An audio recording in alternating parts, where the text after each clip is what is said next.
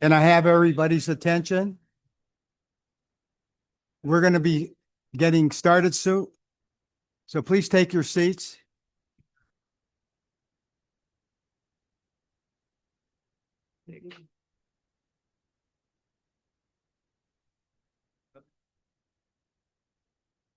We have the Belmont High School Navy ROTC Color Guard. Please rise.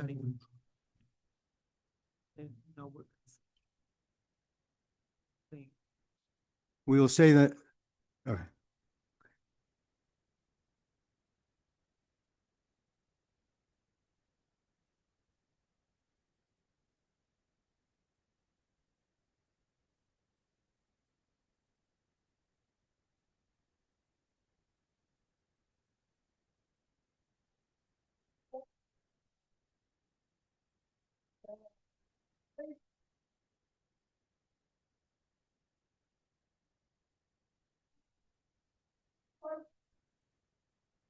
Pledge of Allegiance. I pledge allegiance to the flag of the United States of America and to the republic for which it stands, one nation under God, indivisible, with liberty and justice for all. Now I'll sing the national anthem with all of you. Oh, say, can you see by the dawn's early light what so proudly we held at the twilight's last gleaming, whose broad stripes and bright stars through the perilous fight o'er the ramparts we watch were so gallantly streaming, and the rocket's red glare, the bombs bursting in air, gave proof through the night that our flag was still there.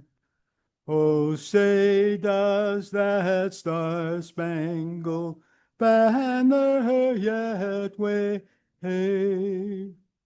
o'er the land of the free and the home of the brave?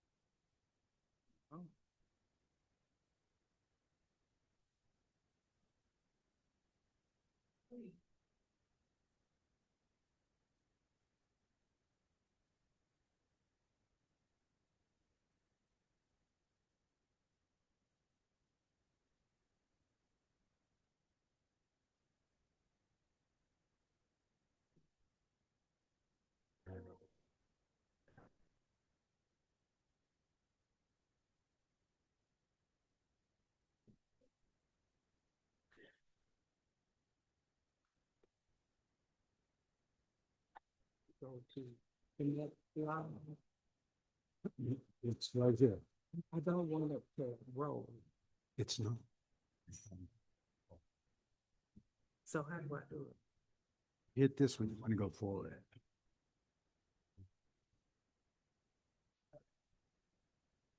You got it. Okay.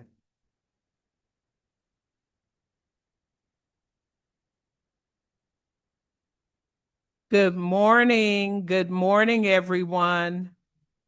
First order of business, let's put our phones on silent, please. And anyone whose phone rings has to sing a song for us, okay? Uh-oh. Okay, make sure mine's on silent. Okay. All right. So thank you, everybody. And our distinguished guests, honored award recipients, members, friends, It is with great pleasure and honor that I welcome you to our annual Outstanding Volunteer of the Year Awards breakfast in the Lieutenant Colonel Charity Adams Early Room. I am proud of our partnership with and sponsorship with Sinclair for this event. This room has a special place in my heart because of who Charity Adams Early was to our military, but also to our Dayton community. With a school named in her honor, the Charity Adams Early Girls Academy in Dayton. It's on Shute Mill Road. Who was she?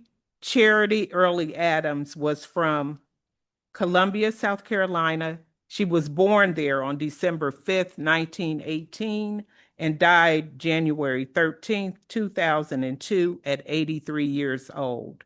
She attended Wilberforce University in Greene County, a historically Black university, and earned a graduate degree from The Ohio State University. I'm an alumni. Any alumni in here? Okay. Okay. Yes. Okay. Oh, there you go. After the war, she settled in Dayton, Ohio, where she remained active in education, civil rights, and veterans affairs. She was the first African American woman to be commissioned as an officer in the Women's Army Auxiliary Corps, later the Women's Army Corps. She went on to command the 688th Central Postal Directory Battalion, the only all-Black, all-female unit deployed overseas during World War II. Their mission: clear a massive backlog of mail, millions of letters and packages that had piled up in Europe, demoralizing our troops who hadn't heard from home in months. Under Early's leadership, the 688th worked around the clock in harsh conditions, sorting and redirecting an average of 65,000 pieces of mail per shift, finishing in 3 months what was expected to take 6 months. They operated with military precision and high morale. Despite facing racism and sexism, both from within the Army and in segregated society, they represented. So, why it matters? They proved that Black women could serve with excellence and discipline in critical high pressure roles. Their success challenged stereotypes and laid groundwork for desegregation in the U.S. military, officially ordered in 1948. It's in jeopardy right now. They reminded everyone that morale wasn't just built on firepower, it was also in every letter from home. And if we have any veterans in the office, they can relate to that. Will our veterans please stand?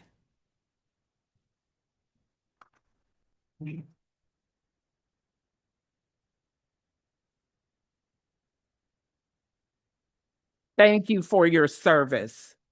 Today is a special morning. It is a time set aside not for business as usual, but to pause, reflect, and celebrate the very heart of our community: volunteerism.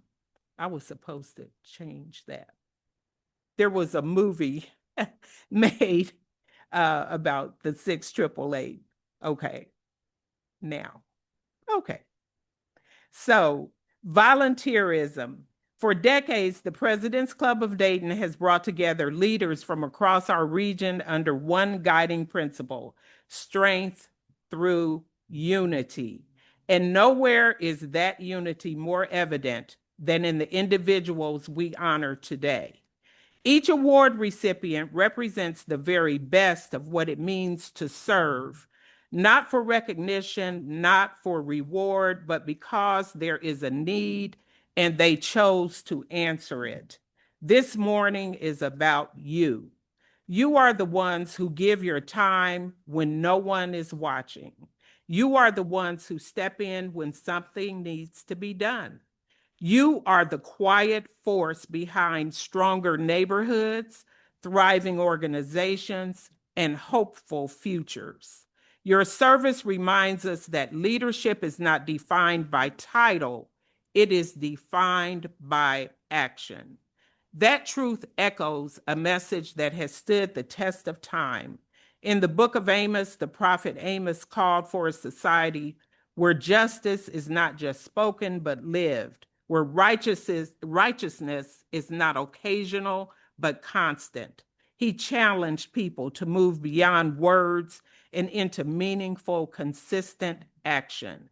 And that is exactly what we see in this room today. Volunteerism is justice in motion. It is compassion put into practice. It is love made visible through service. Each of you represents that ever-flowing stream, a steady, ongoing commitment to making a difference in the lives of others. And because of your dedication, our community is stronger, more connected, and more hopeful. As we honor these outstanding individuals this morning, let us also be inspired, inspired to do more, inspired to reach further, inspired to continue building a legacy of service that will impact generations to come. To our award recipients, thank you. You are not only being recognized today, you are being celebrated, appreciated, and deeply valued. And to everyone here, thank you for being part of this mission, this movement, and this moment. Welcome and enjoy this special celebration of service. Now, I would like to recognize our board members. So I want you to raise your hand instead of standing up. Kathy Vonderbrink could not be here, but Kathy is a member of the Riverdale Optimist Club. And Robert Leibold is here. He came all the way from Florida. He has been a member for what, 34 years, 32 years? Since 1963. He is co-chair of the Citizens Legion of Honor Scholarship Luncheon and was a past president, having been president in 1995 to 96 and 2000 to 2001.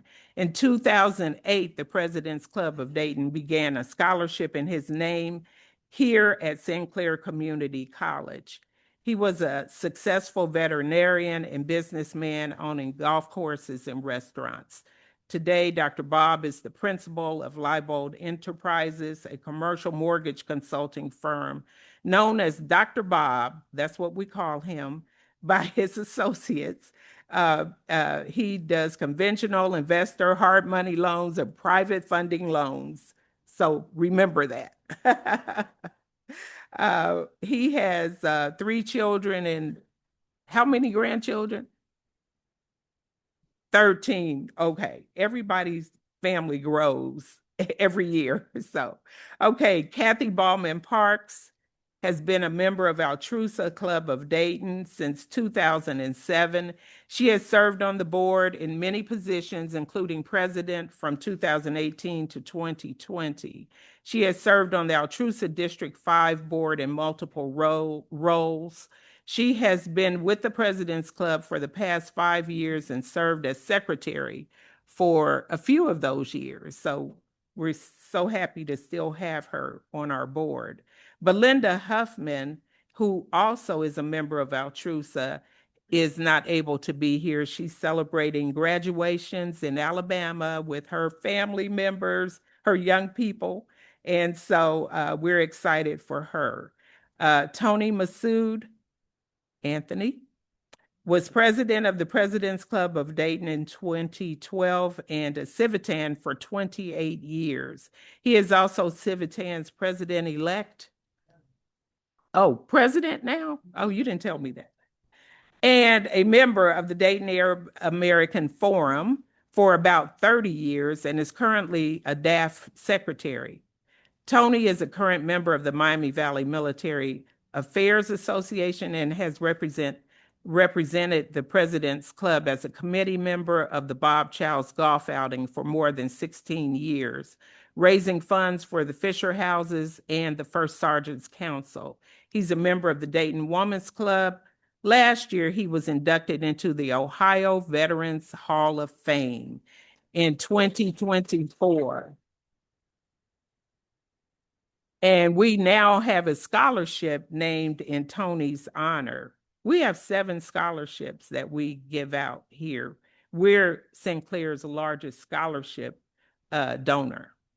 Barbara Hudson Banner holds a position of president of Twin Tig Incorporated. She has a history of leadership within the organization, having been the treasurer for several years, the vice president for 2 years, and the chairperson of Twin Tig fundraisers for multiple years.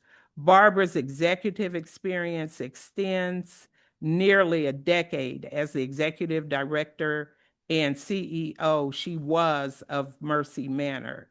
Currently, she is the senior warden at St. Margaret's Episcopal Church. I think you advanced to what, treasurer of the church now, running everything. And she is David V. Moore Grand Guild for the state of Ohio. Additionally, she has been a President's Club board member since 2022.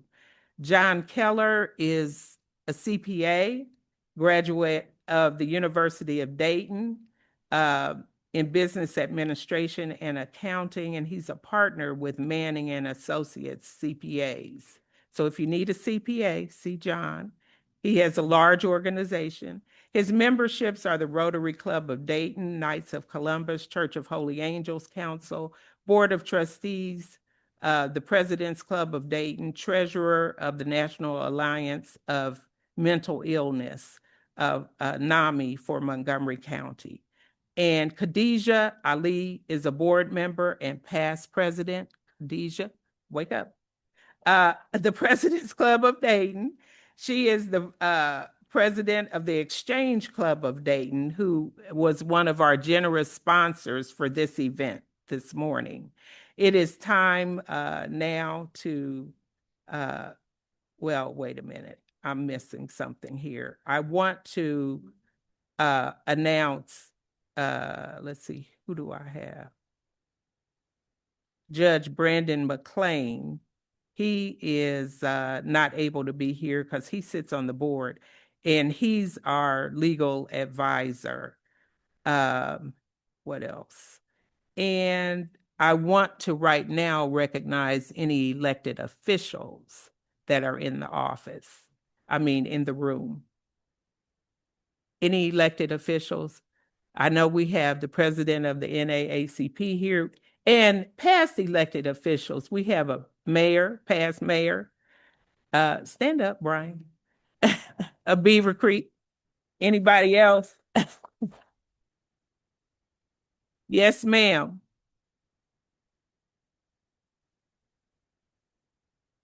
Great, great. Anybody else? Okay, I would like to thank our sponsors this year who have helped to support this event.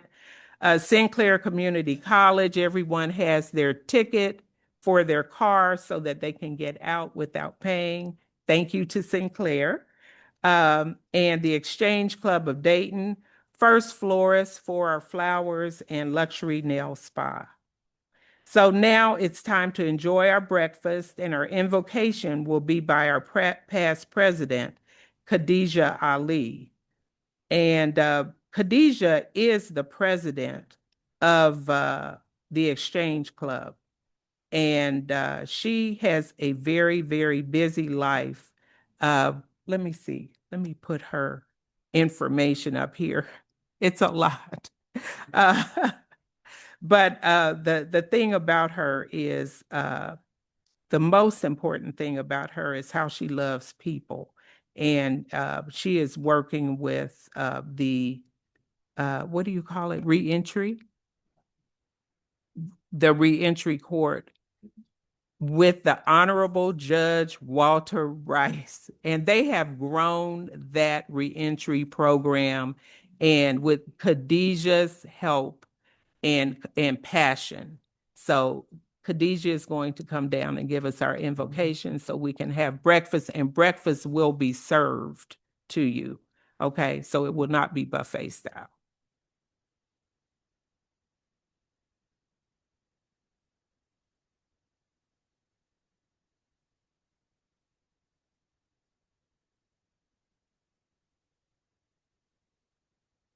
Take your time.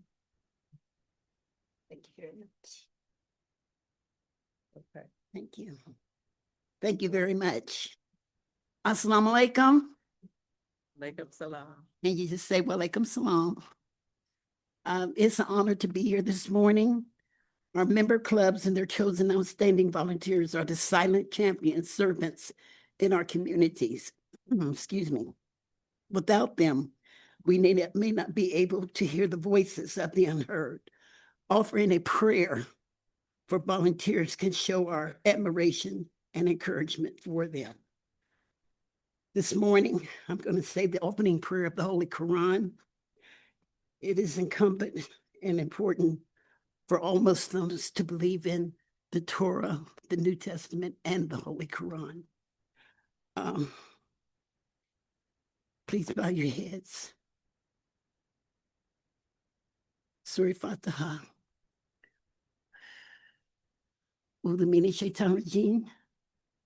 Bismillahir Rahmanir Rahim. Alhamdulillah bil alamin. Ar-Rahmanir Rahim. Maliki yawmiddin. Iyyaka na'budu wa iyyaka nasta'in. Ihdina siratal mustaqim. Siratal ladzina an'amta 'alaihim. Ghayril maghdubi 'alaihim waladdallin. Amen. And it means, in the name of Allah, the entirely merciful, the especially merciful. All praises is due to Allah, Lord of the worlds, the entirely merciful. It is you we worship, and you who we ask for help. Guide us to the straight path, the path of those who have bestowed your favor, none of those who have evoked your anger, or of those who have gone astray. From Philippians. Rejoice in the Lord always. I will say it again, rejoice. Do not be anxious about anything, but in every situation by prayer and petition with thanksgiving, present your requests to God, and the peace of God, which transcends all understanding, will guard your hearts and your mind in Christ Jesus. May peace and blessings be upon him. Finally, brothers and sisters, whatever is true, whatever is noble, whatever is right, whatever is pure, whatever is lovely, whatever is admirable, if anything is excellent or praiseworthy, think about these things. I am not saying this because I am in need, for I have learned to be content, whatever the circumstances. I know that it's to be in need, and I know what it is to have plenty. I have learned the secret of being content in any and every situation, whether well-fed or hungry, whether living in plenty or in want, can do all these things through him who gives me strength. Amen. Amen. And thank you. Thank you. And so our breakfast will be served.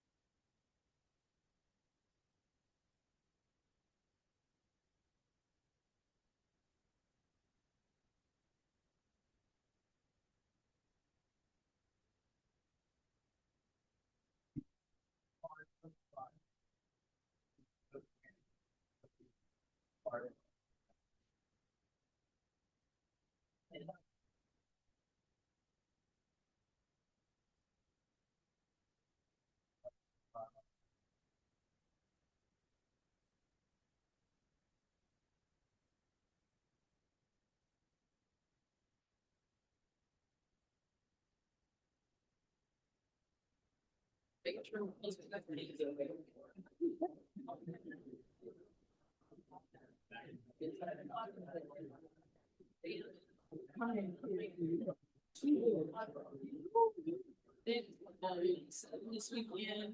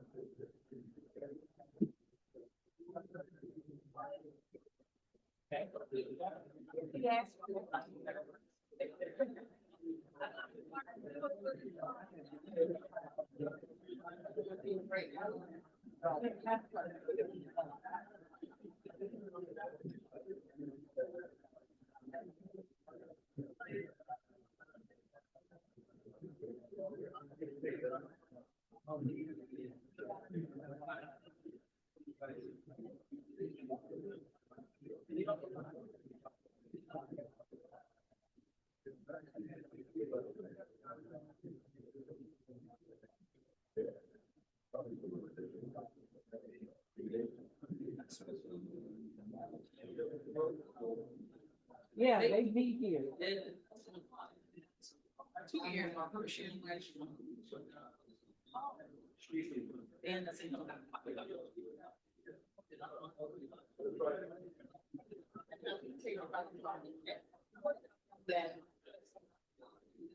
Where is she? Oh. Okay. Okay.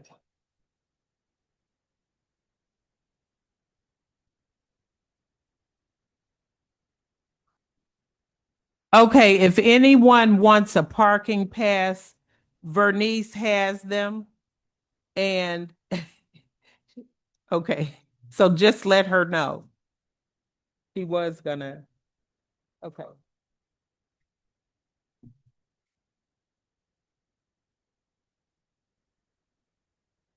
Vernice.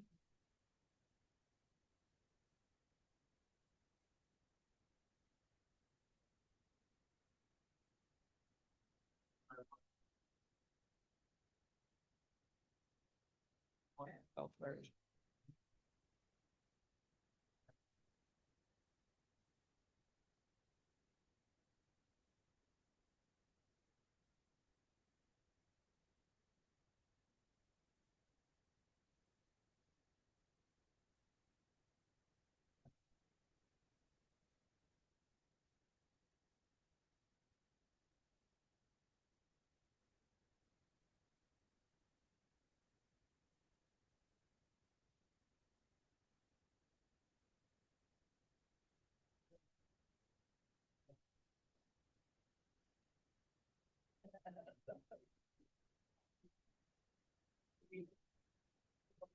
Thank you, ma'am.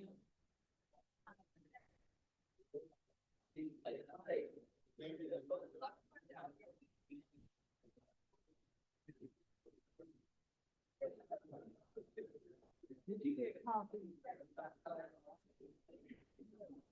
I'll get it. No, I'll get it.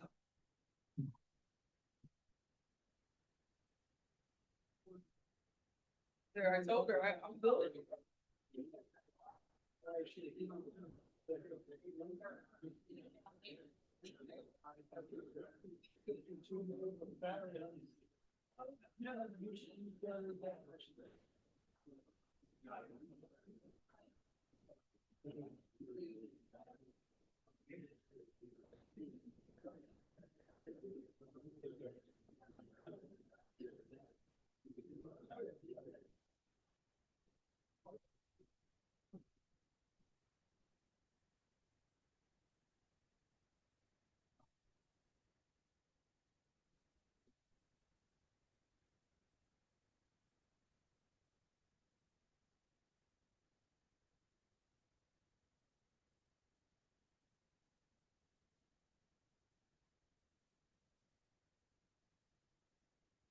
There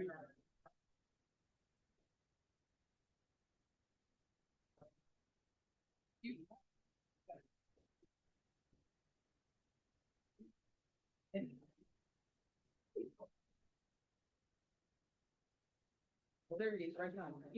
Right here. Thank you. Thank you.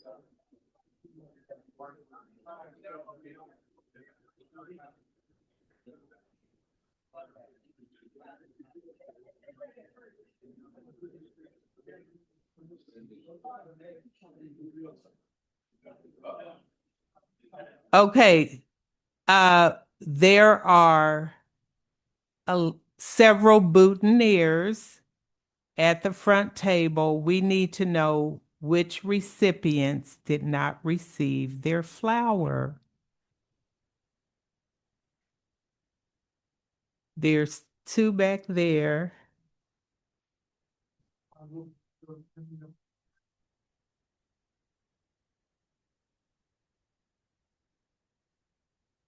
Let Vernice know so she can bring your boutonniere to you.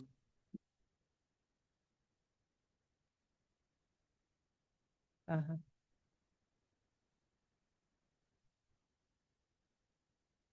They what? Oh, from Oakwood?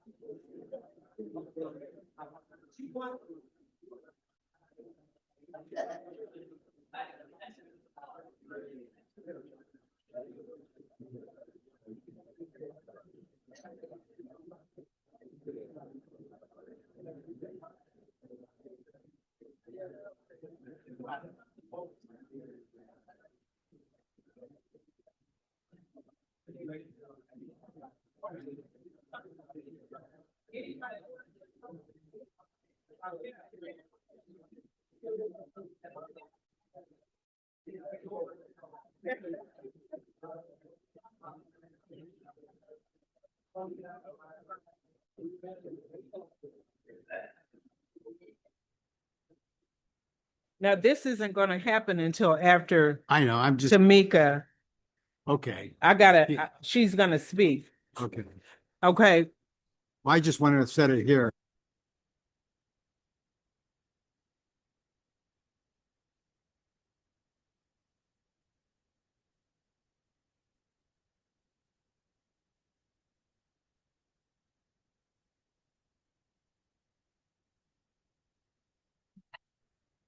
Hey, I hope everyone sees the wonderful fruit on your table, and those baskets have pastries in them. Croissants, and I saw an apple tart. So eat up, please. Enjoy.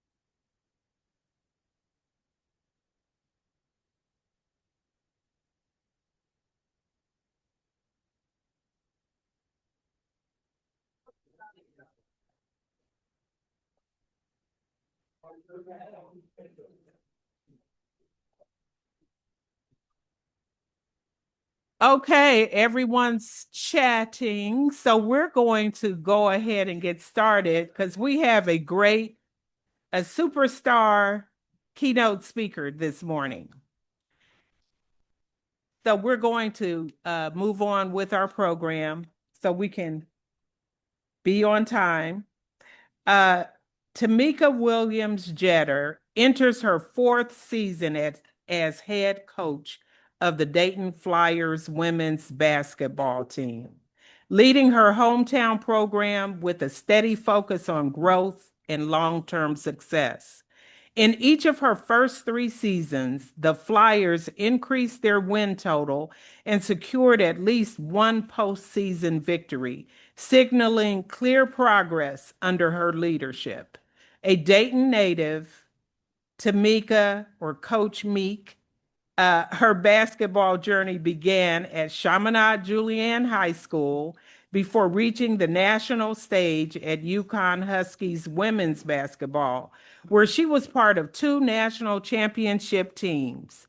She went on to play 7 seasons in the WNBA, including time with the Minnesota Lynx. Before returning home to lead Dayton, Coach Meek built an extensive coaching resume with Division I assistant roles at Ohio State Buckeyes women's basketball, Penn State Lady Lions basketball, Kentucky Wildcats women's basketball, and Kansas Jayhawks women's basketball. Wow. Now she is focused on elevating the Flyers to championship level success while developing the next generation of student athletes and strengthening ties within the Dayton community. So let's give our superstar WNBA UD women's coach a round of applause.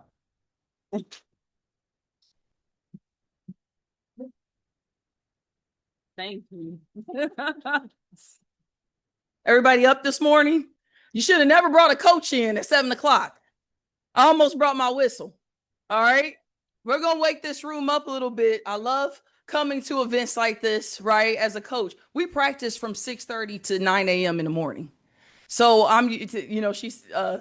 she just asked me, Veronica just asked me, hey, are you going to eat your food? I said, I'm used to like being on coffee and protein shakes and walking from 7 to 9 up and down the floor, screaming at young people. And then, so I don't eat till 9:30. So, and now I'm trying to, get fit, get my summer body right, So, I've been focused on that, but they told me to come in and talk about teamwork and leadership, through my testimony, right?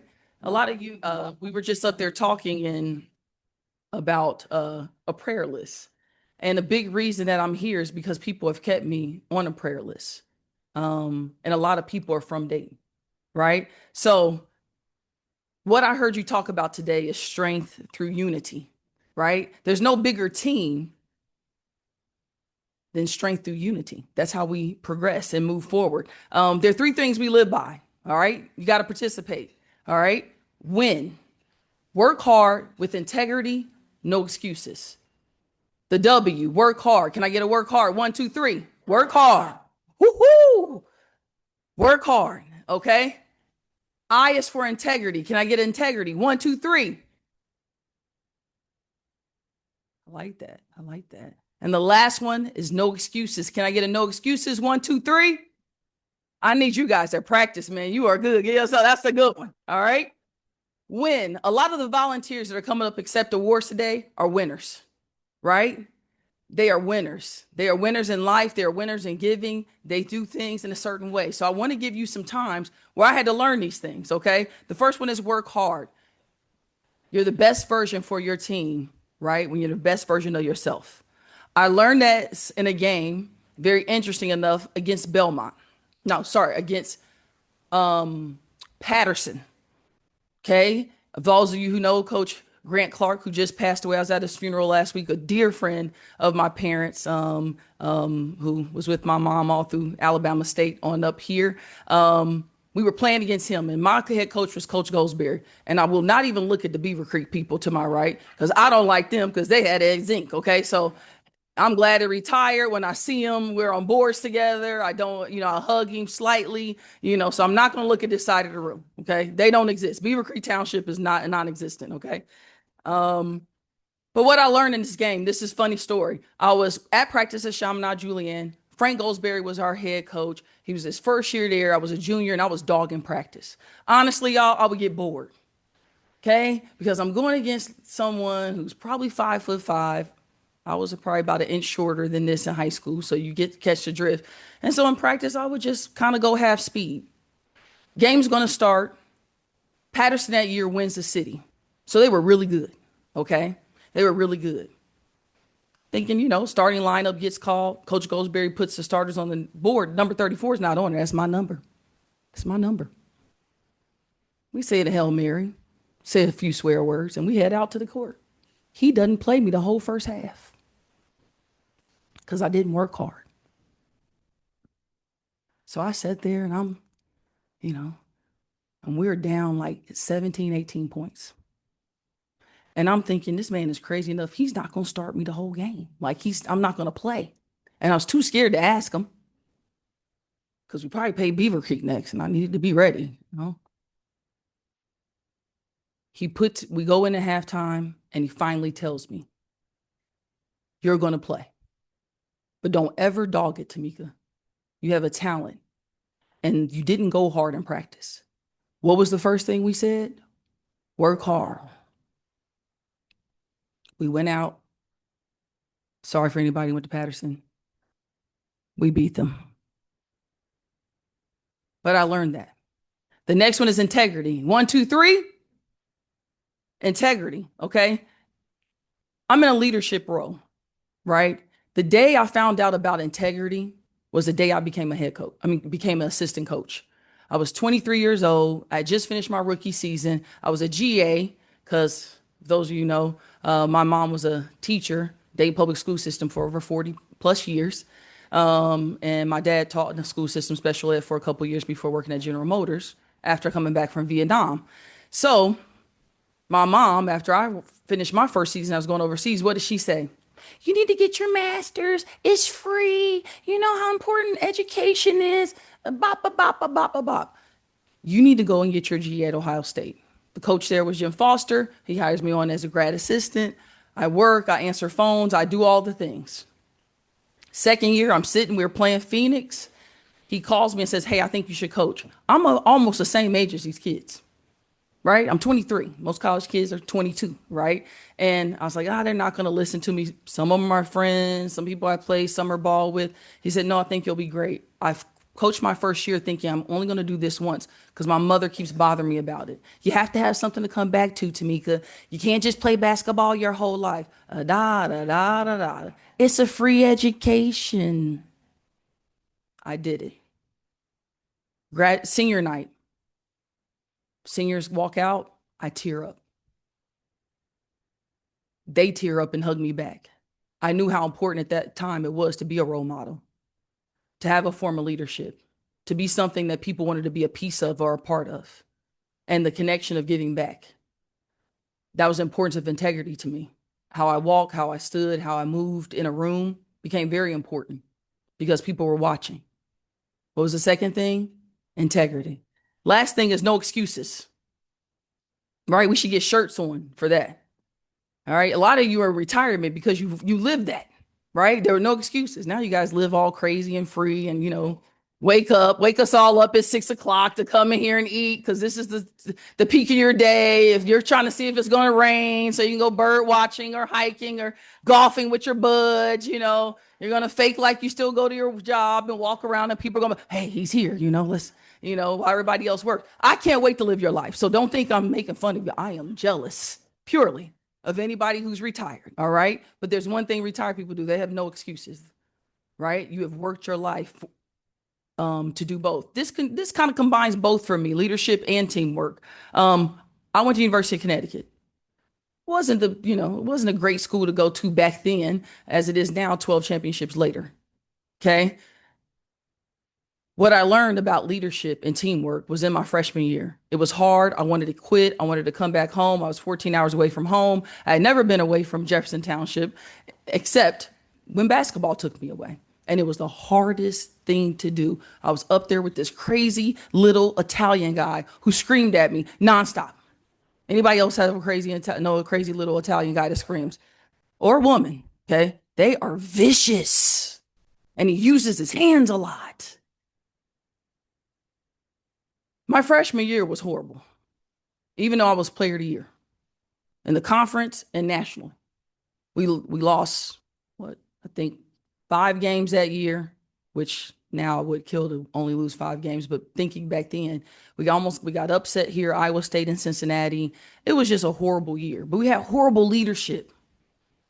We had horrible leadership that always made excuses. Why are we doing this? Why are we doing that? Why are we doing it? Our seniors were bad. Seniors graduate. We only had one more person to the team, a freshman, Kenitra Johnson. I always remember her name. First year, we get upset in the Sweet 16 to Iowa State. Sophomore year, we win a national championship. The biggest difference were the juniors and the sophomores who became juniors and seniors were better leaders. And they had no excuses. If things were tough, they pushed us through. If things got confusing, we had tough conversations. Everything I saw them move is the way I wanted to move when I became a leader, with no excuses. Challenges are just bricks and walls that we have to punch through, right? They're also a privilege.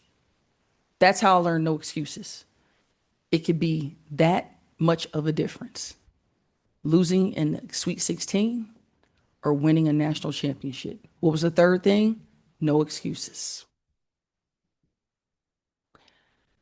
Now I'm here. I'm home. I'm back in Dayton, the place that raised me and to continue to keep me on the prayer list. I'm also different. I'm wearing a lot of hats. I'm a mom now. I'm a wife. I'm the best auntie in the room. Come talk to me afterwards if you want to challenge that, okay? I even have my own name, TT. It's like a Gigi, I'm up there on grandparent level, okay? So just come and talk to me afterwards if you want to challenge that. You will lose. I'm going to be up here with all the winners today, okay? So just know that. So win is very important to me, right? Working hard, having integrity, no excuses. Community. I have the ability to reach community with my team.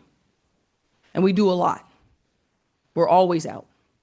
My players I was talking to a player last week. I'm trying to get her a GA job. Where you been? Oh, I was out in Trotwood. She's Canadian. What are you doing out in Trotwood? Oh, we were handing out mattresses and things of that. Oh, okay. Yeah, I was, she was naming all the stuff she saw. I was like, yeah, that's right by where I grew up, whatever. We get to go, we serve the homeless. We go and read at local schools. Our kids show up with energy here. Blairwood, my elementary school in Jefferson Township, right? We go to DECA, all throughout the city. The ability to give, strength and unity is very important. We've also been able to, during games, really have a backing for military.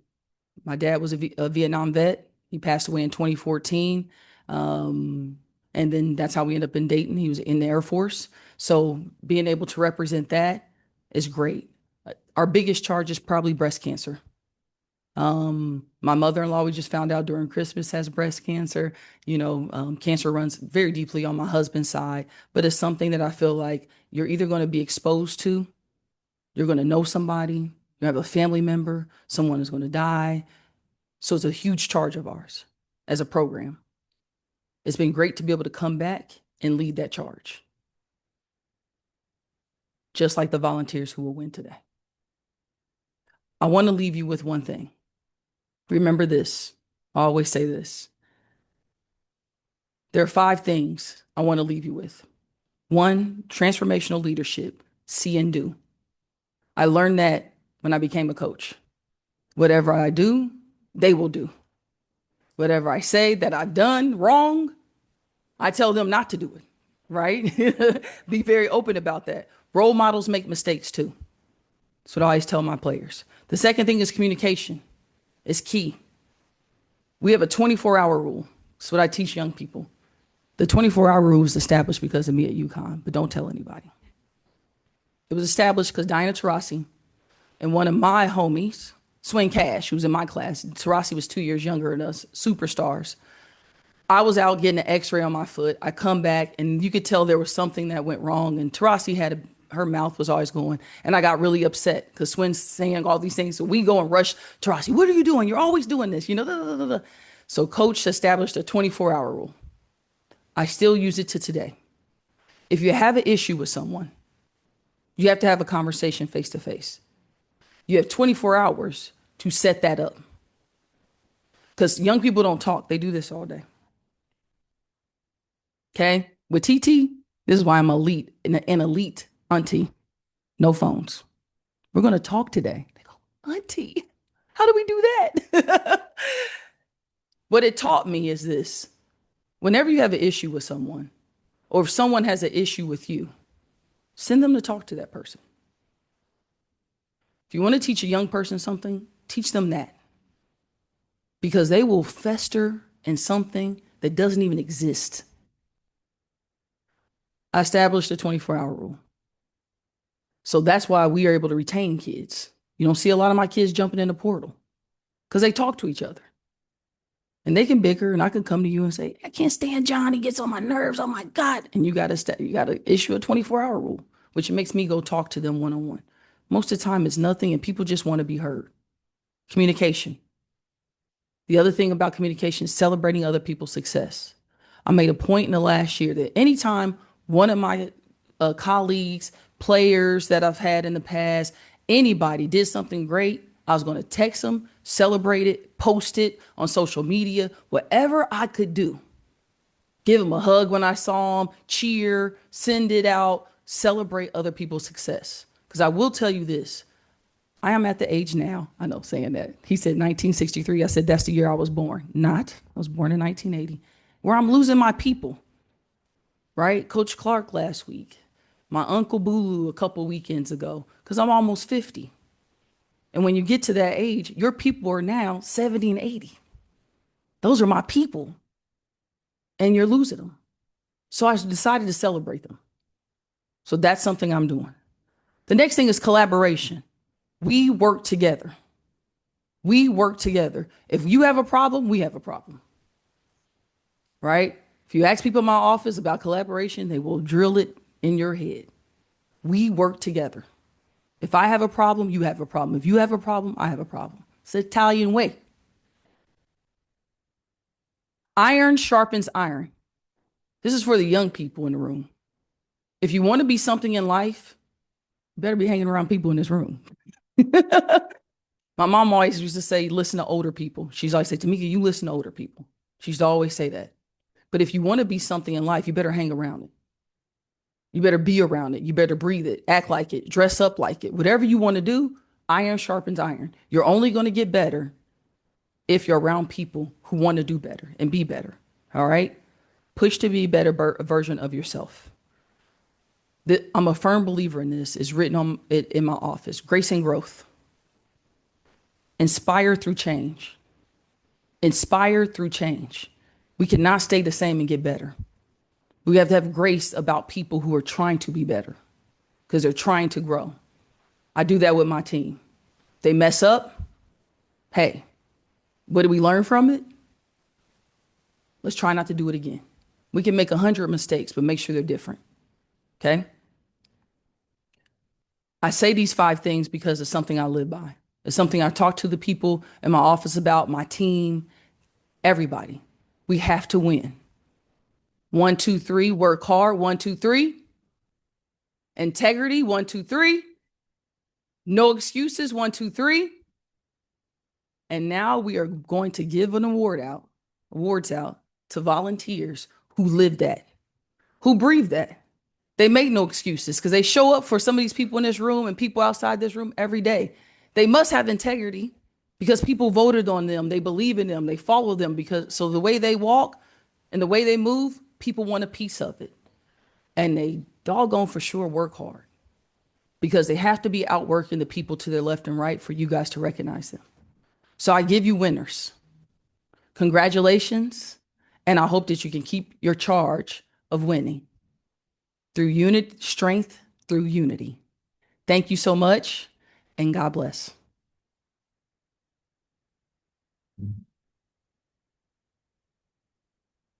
I'm so good. You're so good. Stay here. Stay here.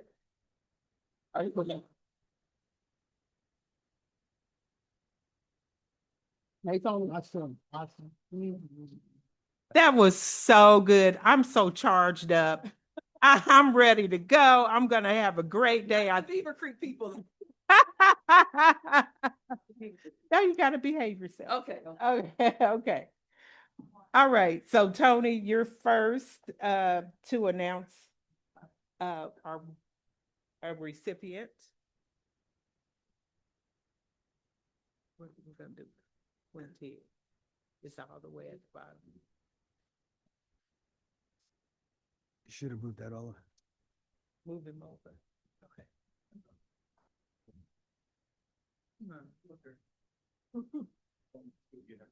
There it is. Okay, you gotta slide over.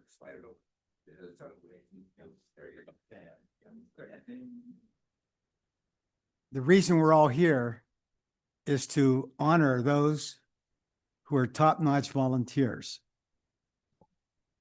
Can you hear me okay? Don't bend. Oh, it. I got you. Okay. Just like- Do you want to?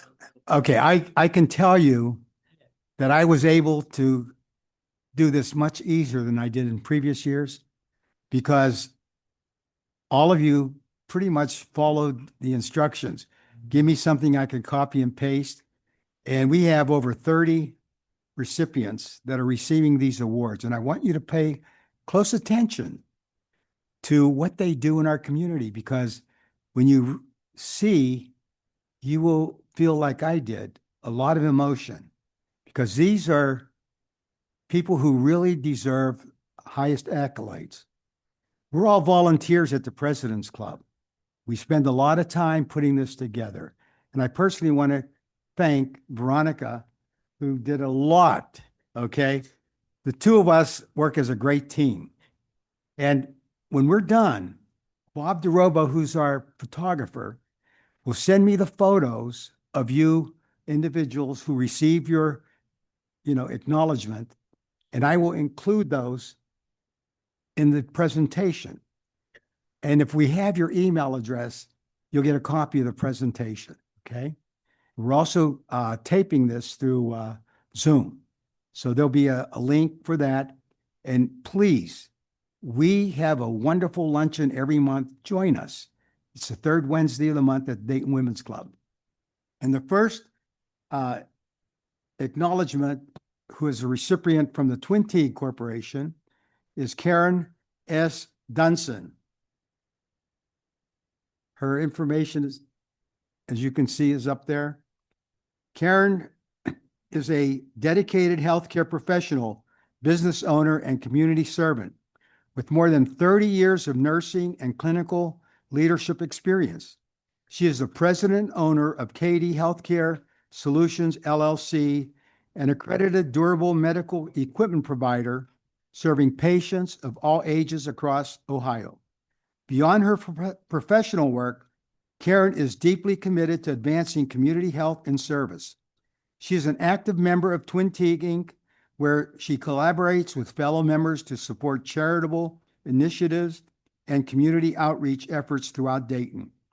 Her passion for service also extends to her role as parish nurse and director of health ministries at Greater Mount Nebo Missionary Baptist Church, where she leads health education, wellness programs, and outreach ministries.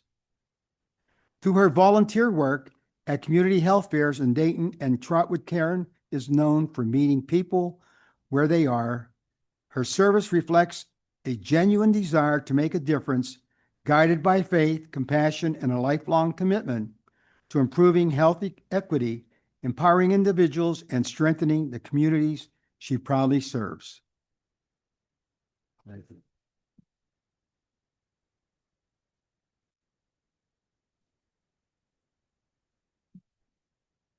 Now we'll go top.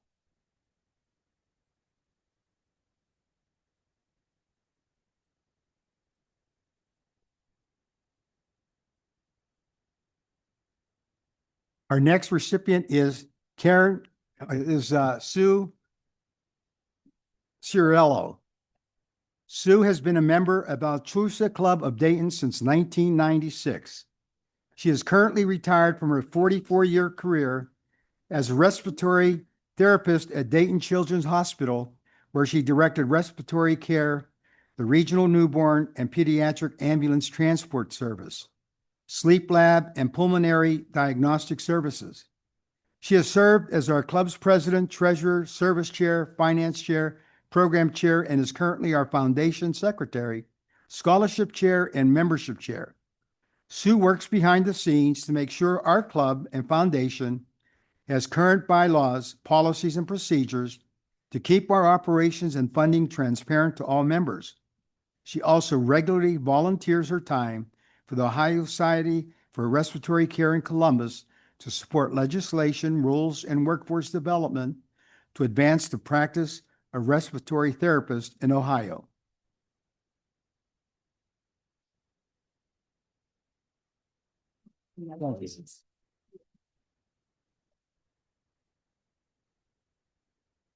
Our next recipient is Margie Perenick. Margie Perenick's nomination for the President's Club Volunteer Award recognizes over 30 years of compassionate commitment to the Beaver Creek Women's League and Greene County. A steady and deeply engaged presence, Margie has spent decades strengthening her community through service, education, and leadership. Within Beaver Creek Women's League, Margie's impact on membership development is invaluable. She excels at welcoming new members and fostering the vibrant connections that sustain the organization. Her natural gift for engaging and inspiring others ensures the league remains a cohesive, welcoming space for all beyond the league. Margie's dedication to public service is vast. Her contributions include 16 years with the Greene County Library, a decade as a poll worker, and extensive volunteer efforts with the Beaver Creek Wetlands and the Beaver Creek Senior Center. Guided by her personal creed to never neglect an opportunity for kindness, Margie embodies a life of immediate, meaningful action. Her enduring legacy of service continues to enrich Beaver Creek and the wider Greene County community. I'm from Beaver Creek. I know. Oh, hang on. I had to laugh every time you say it. You got it. Another recipient from Beaver Creek Women's League, Tony White. She has been a devoted member of the Beaver Creek Women's League since 1974, shaping the organization for over 5 decades. After serving as BWL president, she transitioned into the role of historian, a position perfectly suited to her librarian's heart. Tony believes an accurate records preserve an organization's spirit, treating historical stewardship with the same precision as a library reference question. Tony's professional journey began when a single reference course hooked her, leading to a distinguished 32-year career at the Beaver Creek Library. There, she served as head of circulation and later head librarian, often reflecting on how fortunate she was to love her work every day. Her rich life experiences, from raising 3 children in Beaver Creek to driving across continents to Afghanistan, have instilled her a deep appreciation for resilience and culture. Through her meticulous work, Tony ensures BWL's legacy is preserved with professional care. Her own advice reflects the adventurous spirit. Life is a ride to be enjoyed, and mistakes are simply opportunities to learn and move on. Steal that one. Thank you.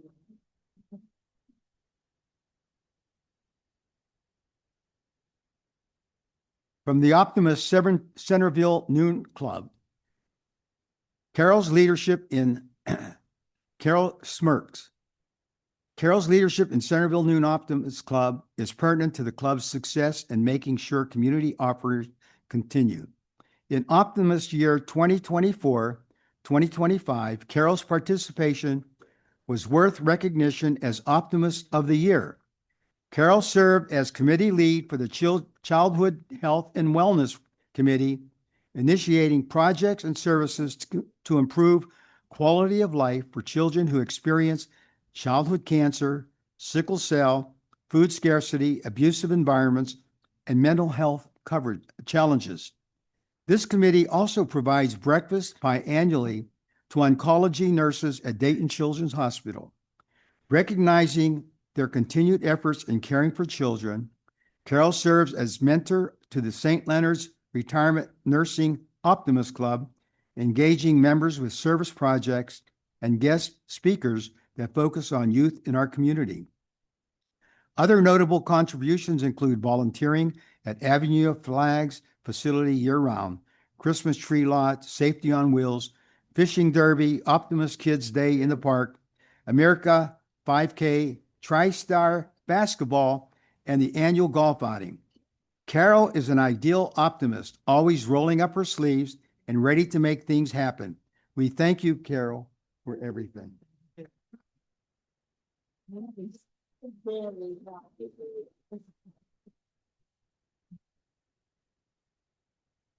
We have Jeff Umbright, also Optimist Centerville Noon Club. Jeff's service to Centerville Noon Optimist during 2024-2025 was noticeable and worth of Optimist of the Year recognition. Jeff contributes with a smile and positivity, which is a huge asset to the club. Jeff co-leads the annual Americana 5K that hosts over 1,000 participants and includes 6 months of pre-event planning. Jeff offers his financial expertise by regularly serving on the club's finance committee and serving as treasurer for the annual Optimist International Junior Golf Outing.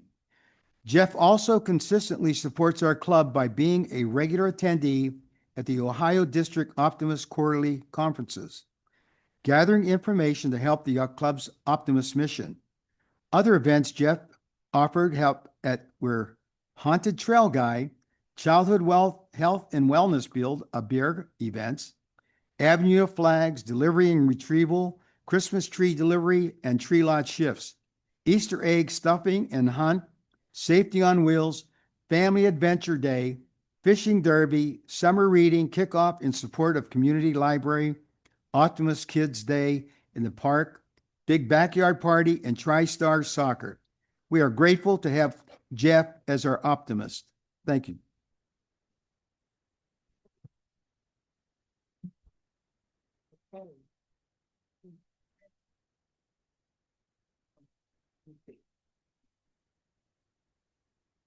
Katie. Uh-huh.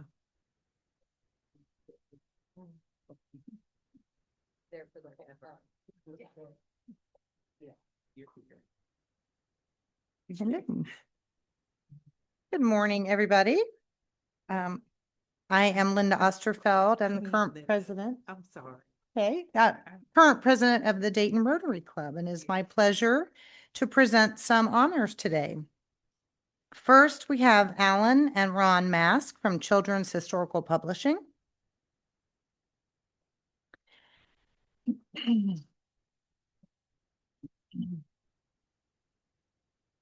The reason for nomination for Alan and Ron: delivering a major fundraiser or gala requires countless hours of excellence in every detail, from planning to execution.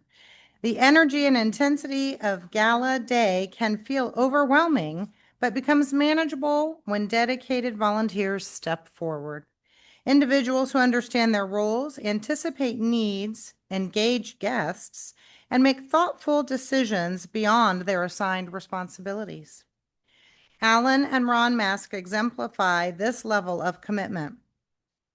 At Children's Historical Publishing fundraising events, they bring professionalism, reliability, and unwavering willingness to serve.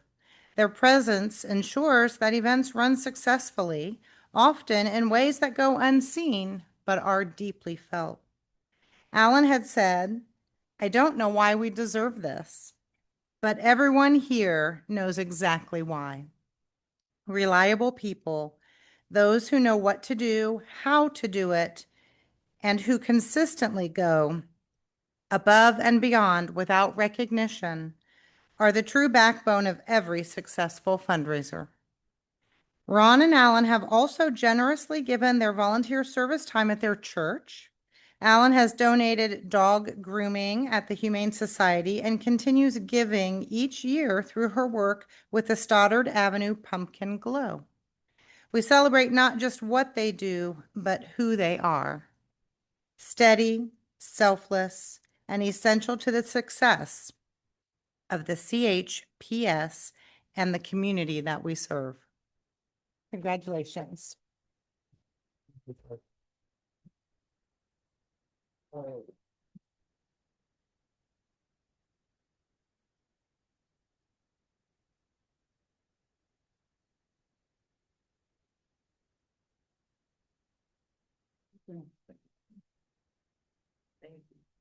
Mhm.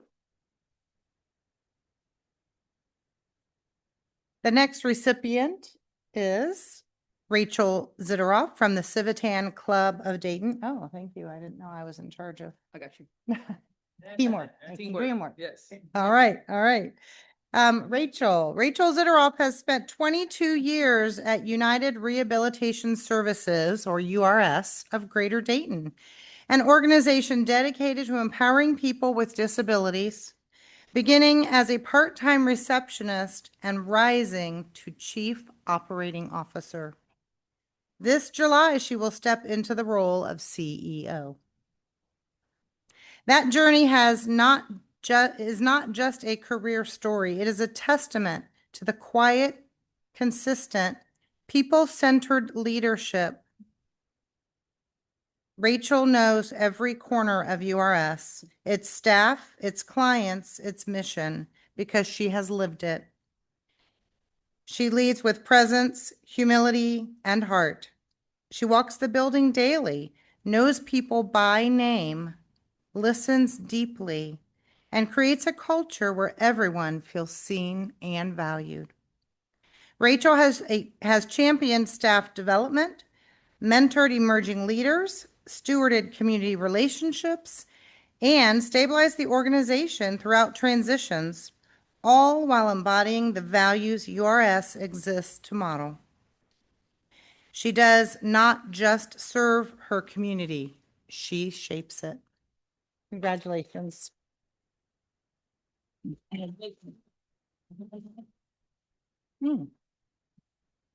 Next is Al Harmon from the Civitan Club of Dayton. Al Harmon has been a Civitan president and club treasurer for many years. He even was the governor-elect and governor for the Civitan Cardinal District. This year, Al took on club treasurer and secretary. He is always there when you need him to help with the club's events and programs. Al served on the Hewer Heights Chamber of Commerce and was president last year. He is always available to serve the community. With Al's knowledge, he set up a Civitan billing system that emails and mails the statements each month that makes it easy to collect the monies for dues and other charges automatically. He manually updates the extra charges to the members' Wave accounts, and this takes a lot of his time to manage the finances of the club. Without Al's involvement, they would have to rely on other resources that are very difficult for a small club. Congratulations.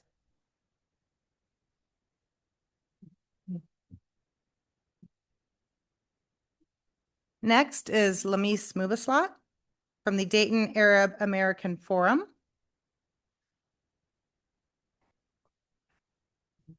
Her son is here to accept. Lamise Mubaslat is an esteemed longtime member of the Dayton Arab American Forum. She has served in multiple roles, including being the former president. She has been instrumental to the organization, providing significant and creative work that promotes the events, culture, and support of other nonprofit organizations, like raising thousands of dollars for the Dayton Food Bank, being a board member for the Hall of Hunger Initiative, and others. She's an architect and former sustainability director for the Montgomery County Planning and Construction Department. She has designed, directed, and administered over 100 capital improvement projects, ranging from large multiple-use projects to small tenant improvements. She also founded the Dayton Regional Green 3 Task Force to promote greener government, businesses, and personal practices throughout Montgomery County. And her son, yes, you'll have to tell Louise that I said hello. I know her professionally. She's been a good friend for many years. Thank you. Thank you. Congratulations. All right, our next recipient is Mary Jo Osborne from the Dayton Women's Club.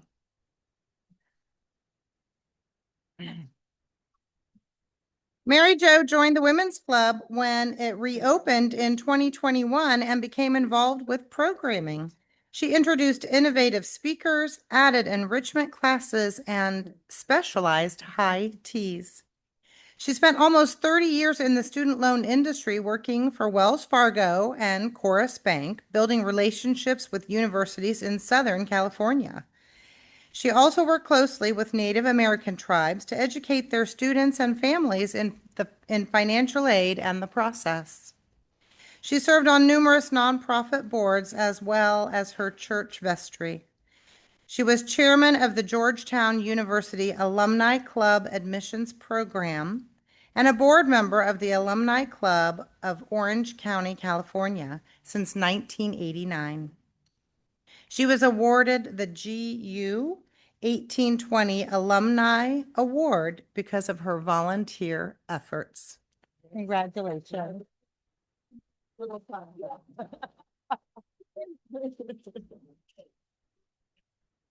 And oops, let's see here. Another photo op. All right, and then next we have Kim Lynn Vialva from the Dayton Women's Club.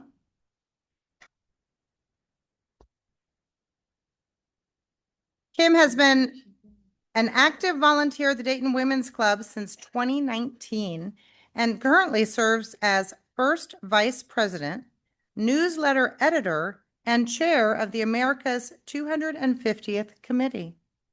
She helped organize the club's historical marker dedication and completely redesign the facilities the club's Miss Manners Etiquette program, facilitates. Having a passion for both history and education, she developed an empowerment workshop for girls, utilizing the club's founders as leadership examples. In addition to the club's monthly newsletter, she writes promotional articles as well.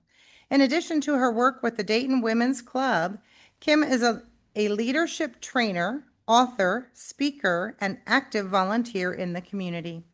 She serves as the National Patriotic Instructor and Department of Ohio President for the Auxiliary to Sons of Union Veterans of the Civil War, implementing a special 6-part Memorial Day video series during COVID, which featured different cemeteries around Ohio. Kim has also served with Children's Historical Publishing, has directed her church's Vacation Bible School program, chaired the American Czech Slovak Club's 50th Anniversary Committee, and served as president of Centerville High School's Choir Boosters. Congratulations. Linda, thank you. Thank you. Thank you. You were excellent. Thank you. Right.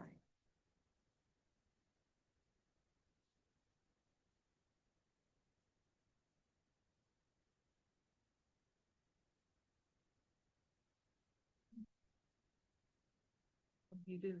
Okay. Oh, you're next. You're next.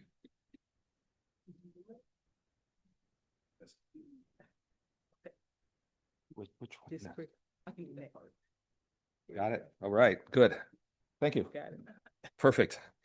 All this technology, but we'll get there. Okay.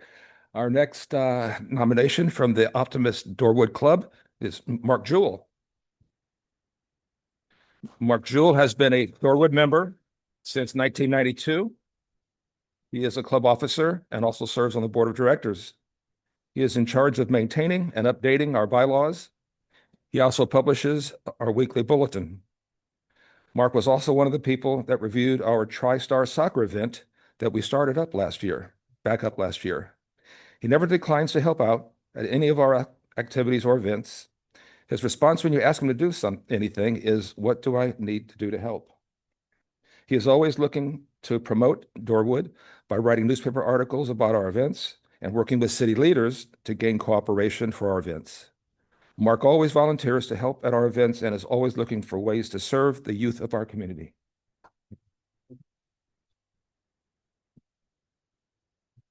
Okay. Our next nomination is Ron Labatsky. Ron Labatsky joined the Dorwood Optimist Club in 2011. He is retired from the Dayton Police Department. As a member, he runs two of our main events, the Fishing Derby and Kids Day in the park. Both are held at Delco Park in Kettering. Last year, there were around 300 kids that participated in the Derby. Ron organizes trophies, door prizes, and lunch for those that attended, along with their parents at no cost to the children and families. He works with several other organizations to supply volunteers. We usually have around 70 volunteers for the Derby. He works with the Kettering Noon Optimist, the Sheriff's Department, Bass Fishing Club, and Junior Optimists.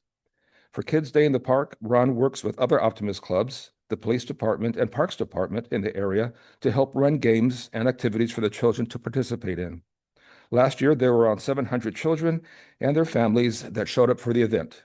There were also around 50 volunteers that worked this event. Thank you.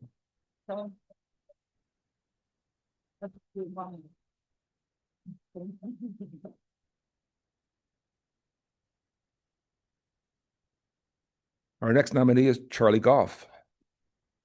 Entrepreneur Charlie Goff is a man of integrity, dedicated to serving those who cannot provide for themselves. His outreach spans across Montgomery County, where he is a familiar face to staff and residents at the Aventura, Carolina, and Day Spring nursing homes, as well as local hospitals. As a lead volunteer for the Circle of Vision Keepers, Charlie has organized efforts to deliver school supplies and winter clothing and distributed over 3,000 toys to children in need. His generosity extends to the United House of God's annual coat and school supply drives, benefiting organizations like Trotwood High School and various youth group homes. Beyond large-scale events, Charlie's service is personal. An excellent cook. Good. He frequently prepares food and his signature sweet potato pies for the sick and shut-ins in Dayton. Whether sharing resources with peers or visiting the elderly, Charlie Goff embodies a true spirit of service. We proudly recognize his unwavering commitment to uplifting our community.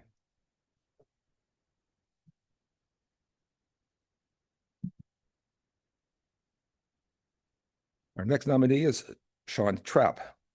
Sean Trapp is a dedicated leader in recovery and community outreach. Serving as program director of Good Shepherd Ministries in Dayton, with over 9 years of service, he oversees 7 recovery houses and leads programs providing housing, workforce development, and support for individuals overcoming addiction and homelessness. Sean manages the Good Shepherd Thrift Store, assisting hundreds of families annually, and directs outreach efforts that have removed over 28 tons of trash from local neighborhoods. He also organizes weekly meal programs serving more than 300 free lunches, along with numerous community and holiday events. Under his leadership, Good Shepherd Ministries has been named Nonprofit of the Year in the Addiction, Substance Abuse, Use Disorder category for 2 consecutive years. Sean's commitment, leadership, and compassion continue to create lasting impact, helping individuals rebuild their lives while strengthening the Dayton community.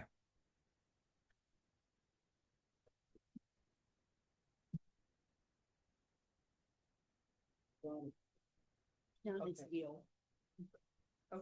Thank you. Our next nominee is Fred Domacone. Fred is the owner of Domacone Printing. For years, he and his staff have consistently supported Fisher Nightingale Houses Incorporated with quality print materials. Beyond that, Fred is a trusted advisor and friend to Fisher Nightingale Houses. Most recently, he has provided valuable counsel that has helped our organization with redesigned critical materials, which are distributed to the public that help us to raise awareness for our work. Because of his extra efforts on our behalf, we are achieving one of our major objectives, which is to raise awareness for the compassionate care housing we provide for our military men and women during times of medical need. Fred and his staff set an example for others to follow, and we have been blessed as a result.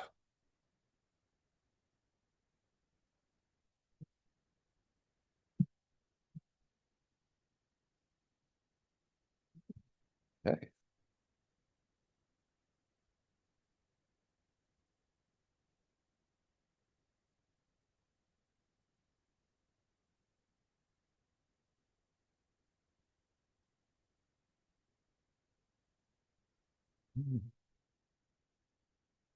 Okay, our next nomination is Russ Burks. Russ is the owner of Options LLC. His store, The Curated Nest, is a beautiful boutique experience located at 857 East Franklin Street in Centerville, Ohio. Each year, Russ leads a toy drive that benefits Fisher Nightingale Houses, Incorporated, during the holidays. The children of our military members who visit our compassionate care houses during times of medical need are blessed by his efforts. In addition, Russ has raised funds for our work by generously auctioning off items such as a grandfather clock. His efforts have supported our work in many ways.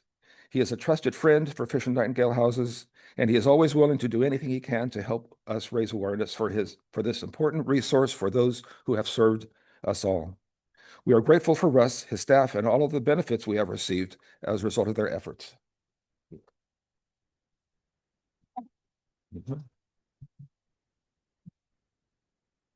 And I happen to know that Steve couldn't make it this morning, as I understand.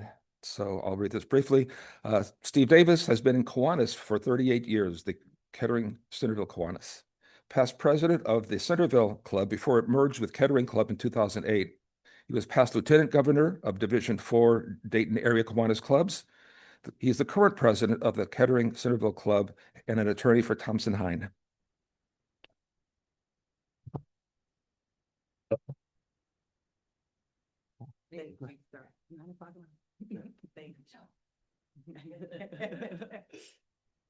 I'm gonna have to hit the next button, aren't I? Yeah. Okay. TT, I'd like you to meet Kiki. Hey. And I've probably Tall been, girls unite. probably been an aunt a little bit longer. Anyway, so now we are going to honor Brian Montgomery with the Lincoln Society. Hi, Brian. Brian agreed to serve 2 additional terms as treasurer and found simplified ways to file state and federal tax forms and state attorney general reports. He established a system using Excel for monthly and annual reports of income received and expense payments, and worked with our insurance agency to cut annual policy premiums by half. Brian assisted the membership chair by accounting for annual membership dues payments, ordering new member name badges, and picking them up from the supplier.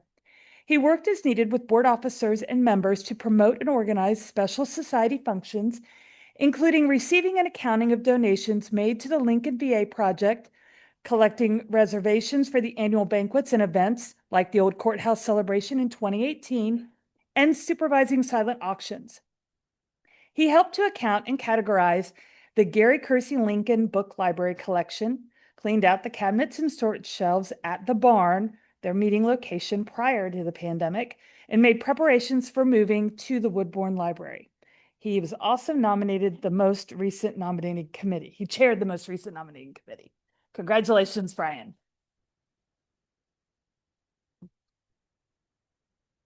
Next, we have Barbara Lynch.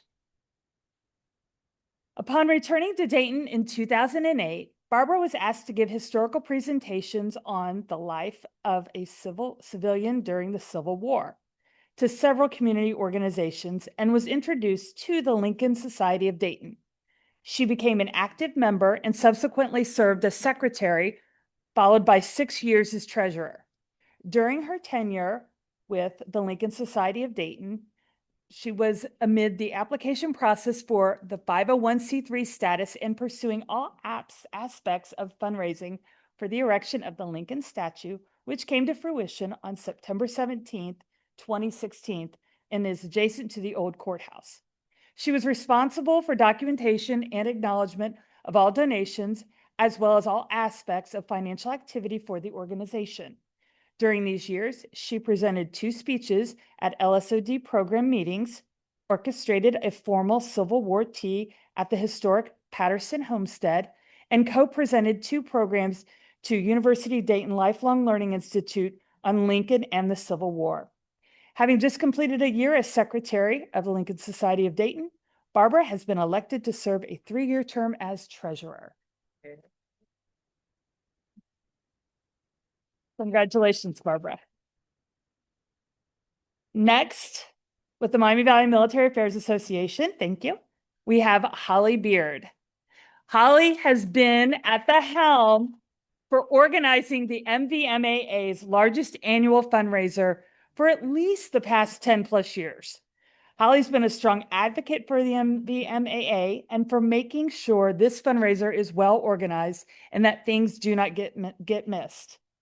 It takes a great deal of her time, and she dedicates herself to making sure all the bases are covered. Volunteers are solicited, and donations are collected, payments are submitted, food and vendors are present, and items are ordered for the golfers. There is so much more that she does that can really not be expressed, as she is all in when it comes to MVMAA and keeping our purpose moving forward. Thank you, Holly.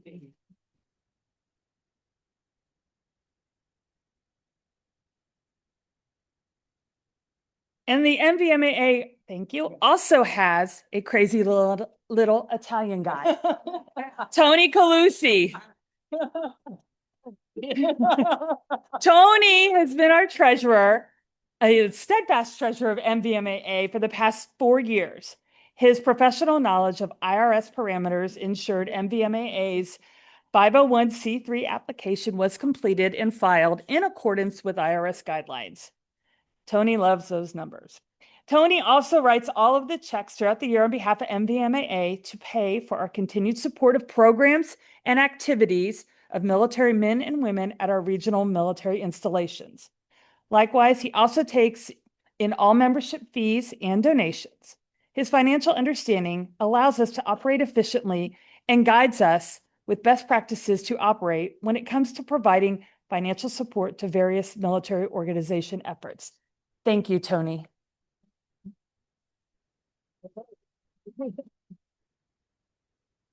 Thank you. Thank you. Thank you.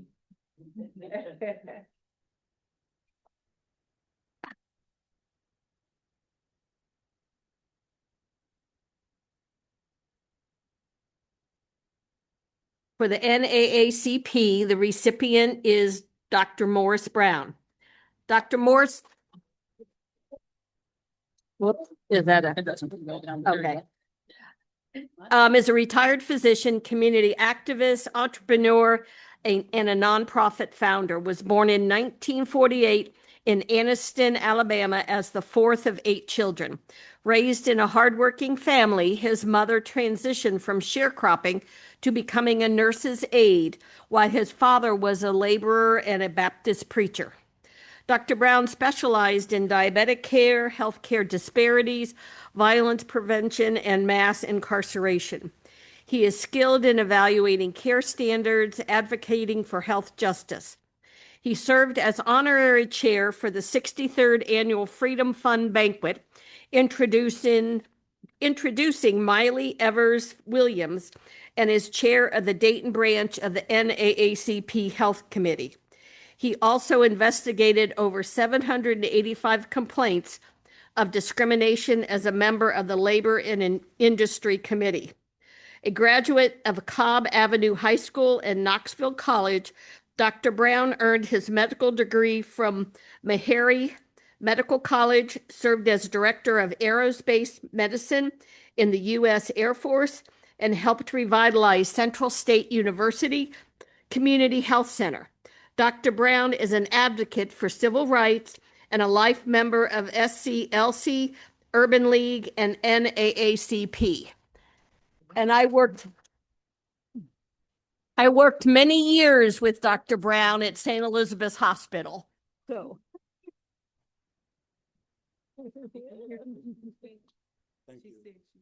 I worked with you, Dr. Brown, at St. Elizabeth's. I remember you. I was younger. You were excellent. Yes. Was young. Well, no. The next recipient for the NAACP is Joanne Lovelace Hill.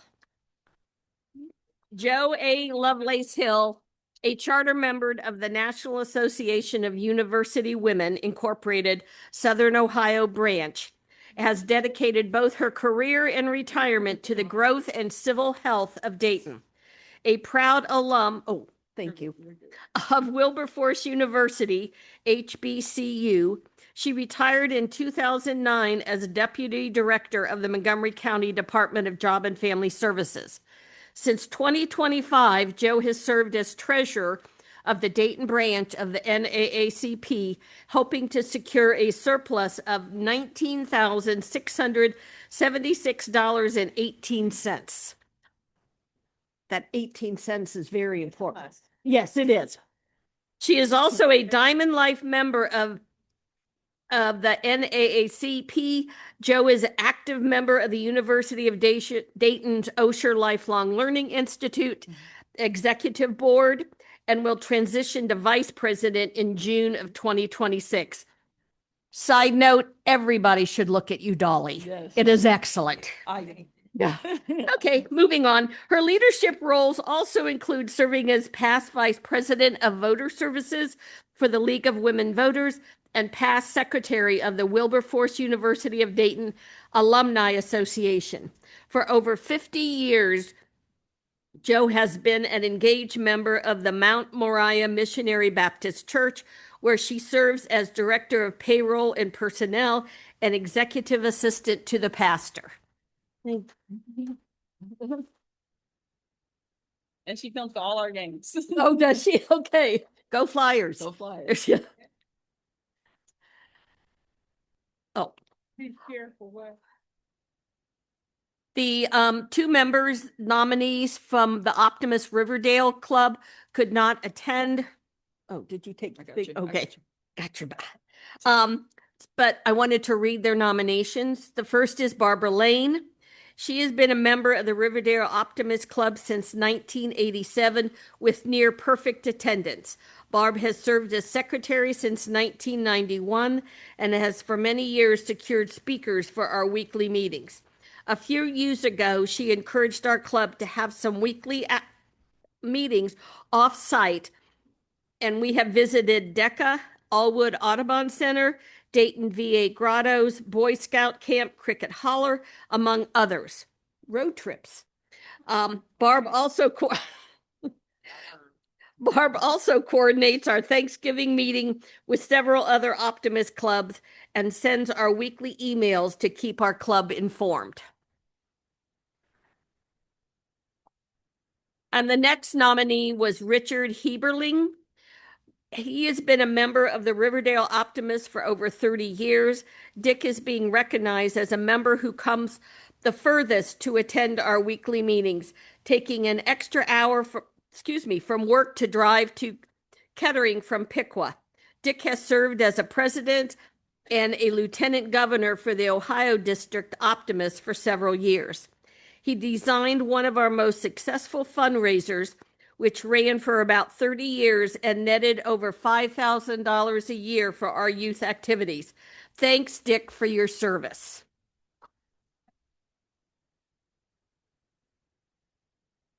For the nominee for the Rotary Club of Dayton is Frank A. Scott. Since joining Rotary in 2007, Frank H. Scott has become an invaluable asset to both the Rotary Club of Dayton and District 6670. A testament to service above self, Frank is a dedicated workhorse known for his quiet, effective leadership and willingness to repeatedly step into demanding roles. His extensive leadership includes serving as club president, club treasurer, Rotary International Foundation Committee chair. He also holds deep trust as a trustee and treasurer for the Dayton Rotary Club Foundation Board. At the district level, Frank is a past district governor who continues to serve on the governor's council and as district treasurer and district Rotary Foundation chair. Frank's hand-on approach to financial and philanthropic responsibilities have made him a driving force for positive change. Because of his sustained high-level commitment and unwavering dedication to the Rotary community, the Board of Directors of the Rotary Club of Dayton unanimously nominates Frank H. Scott for the honor of Outstanding Club Member.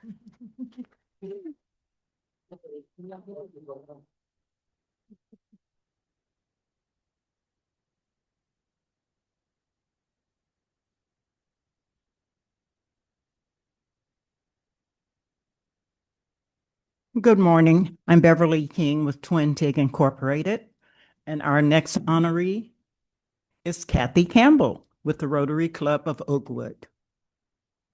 Kathy is a retired development professional with extensive experience in the Dayton nonprofit sector. Her career has focused on strategic partnerships and fundraising for several local organizations. She is the former Vice President of Strategic Partners of St. Mary Development, the former Campaign Director of the Archdiocese of Cincinnati, former Director of Development for St. Vincent de Paul Society, Dayton. She was named to the top 25 women to watch in Dayton, class of 2019 by the Better Business Bureau. Within Rotary, she is known for leading community social events, such as the annual Fall Tailgate Bureau. Within Rotary, she is known for leading community social events, such as the annual Fall Tailgate Party, and managing the distribution of foundation grants to local causes, including Youth Eagle Scout projects and community renovations. Congratulations. Our next honoree from the Rotary Club of Oakwood is Mike Moorhead.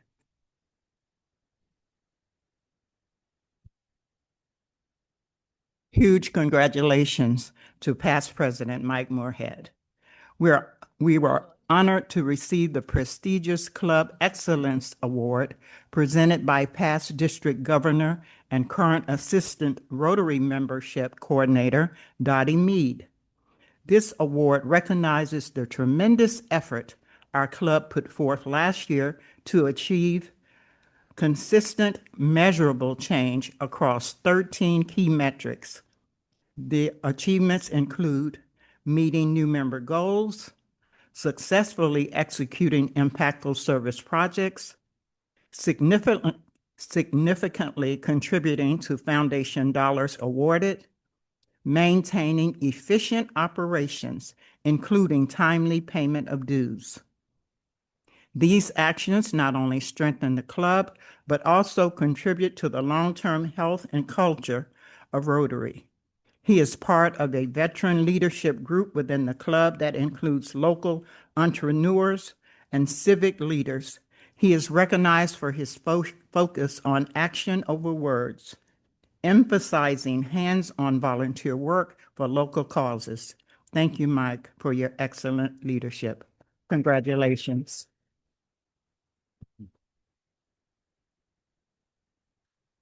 Our next honoree is Larry Jenkins from the Engineers Club Tech Ed.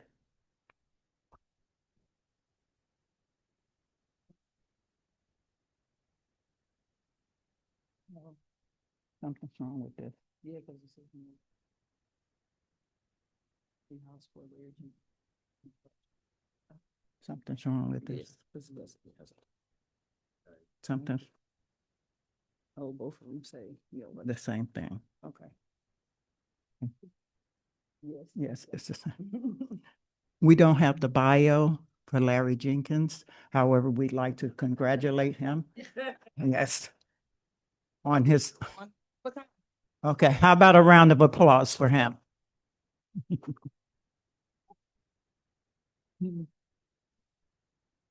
Both under Neil Webster. We feel like each other. We good.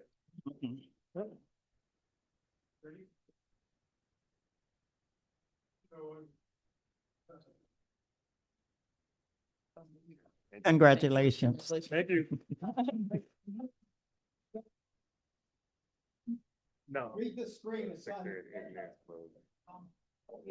That's not the right one. That's for our next recipient. Names. Yeah, I know, but the body of it. yeah, No. same. It's the same on both It's of the them. same on the go. It's same on both of them. Yeah. It's all good.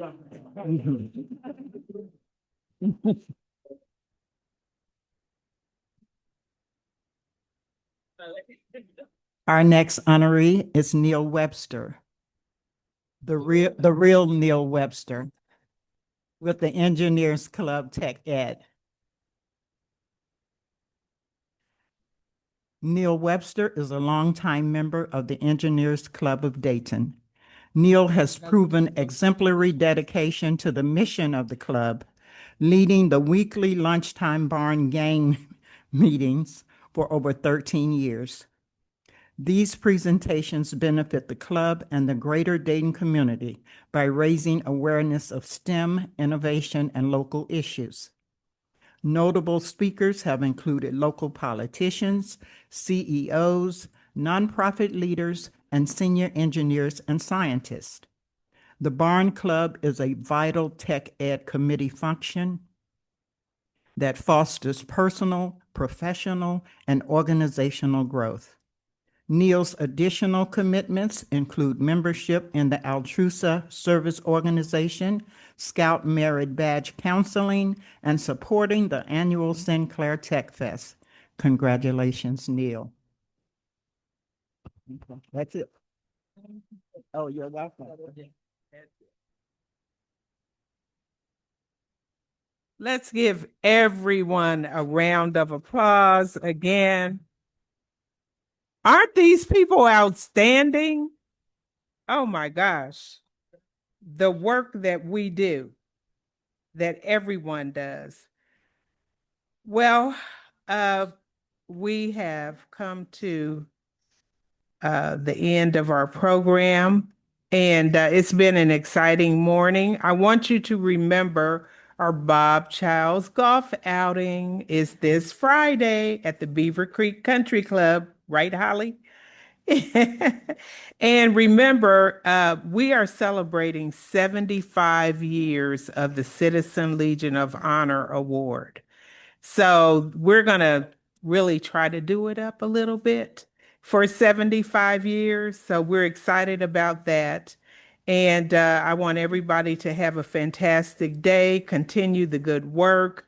And remember what Tony said, our monthly meetings are the third Wednesday of every month. And they're normally at the Dayton Women's Club. We do go on field trips periodically. So I was just told we're going on one. And presidents, when you receive our monthly newsletter, please send it out to everyone in your your club or organization. And we are now going to have our benediction. And after our benediction, we are going to have the retiring of the colors. So our benediction is going to be by Chaplain Stephen Wyke, and then we will retire the colors. Okay, so Stephen Wyke is the director of the Interfaith Outreach Committee at the American Veterans Heritage Center on the Dayton VA campus. For the past 8 years, he has also served with distinction on the Dayton National Cemetery Honor Squad, stepping into roles as rifleman, chaplain, and squad leader as needed. A U.S. Army veteran, Stephen served from September 1961 to August 1973. He began his military career as an enlisted Specialist 5 before graduating from Officer Candidate School at Fort Benning, Georgia in April 1966. Over his 12 years of service, Stephen completed 2 tours in Vietnam and additional tours in Okinawa, Japan, and Germany. He served with U.S. Army Special Forces and achieved the rank of captain before being honorably discharged due to a reduction in force. Before leaving active duty, he was ordained an interfaith chaplain. Stephen remains deeply committed to supporting veterans, especially those dealing with the lasting effects of combat. His involvement in veteran-focused organizations reflects his ongoing dedication to service. He and his wife, Patty, have been married for over 50 years. They share a large and loving family that includes 3 daughters, a son, 11 grandchildren, and 11 great-grandchildren. Yes, now 81 years old, Stephen considers himself truly blessed. Please rise for the benediction, and after that, we will retire the colors. And I want everyone, thank you so much for coming and sharing with us, and have a wonderful day.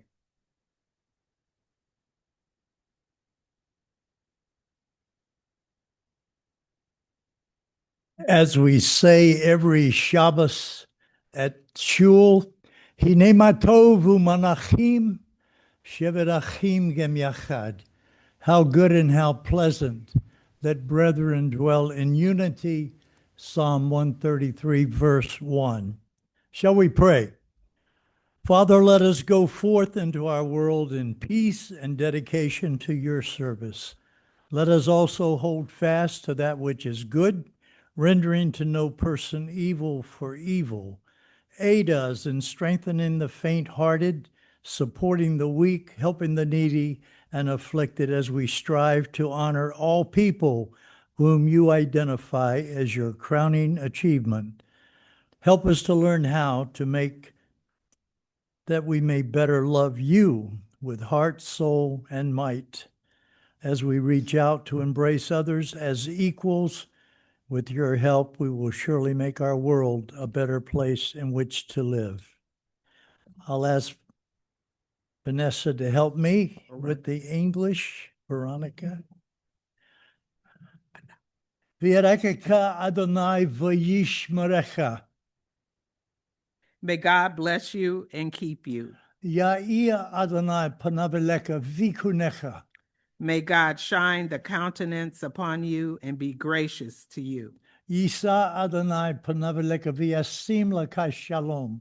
May God favor you and grant you peace. Thank you.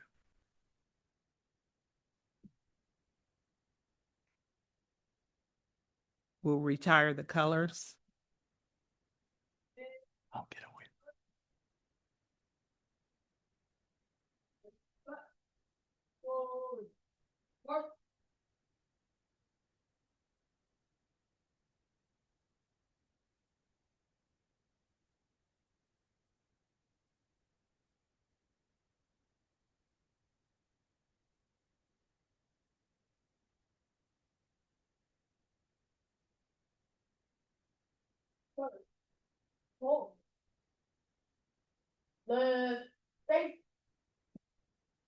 Color guard. Retire the color. Right, face, forward, march.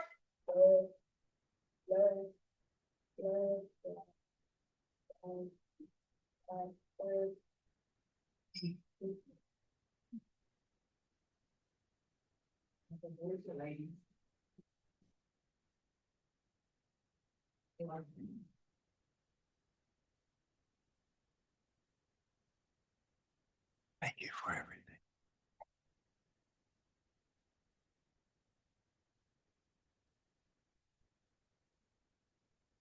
Forward, hold, order, march.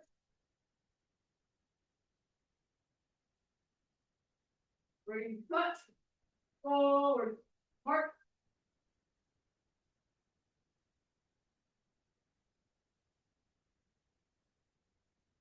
Give those young ladies a round of applause. Thank you.